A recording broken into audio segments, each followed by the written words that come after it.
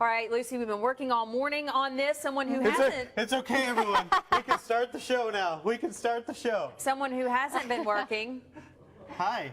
Hello. Just came from St. Mark's, my daughter's preschool graduation concert thing. That's so cute. Fighting back tears. What are we doing in the kitchen? I like your Well, this is right up your you. alley. Yes. We are making Greek chicken kebabs. Ooh, so we have all of our chicken marinating, and that's the one we put together, and this has been marinating a bit. I know it smells so good. And so I'm actually just working on our veggies too, which I just wanted to mention.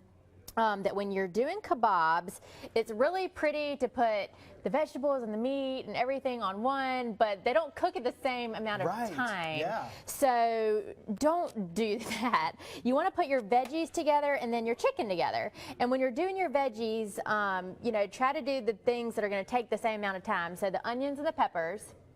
And then on the other one, we're going to do mushrooms and tomatoes. Okay. So, and you can kind of squish your veggies together, you know, really well. But when you do your chicken, you want to leave it spaced out a little bit, or your whatever protein you're using, so that way all the protein cooks really evenly around it. Yeah. So you can just season up your veggies with anything. I'm just going to do some olive oil and some garlic powder, salt, pepper, oregano, dill, kind of the same flavors that we're working with. All right, well, we're going to put this online, fox10tv.com. Great tips there. Joe, thanks for joining us for 2 minutes.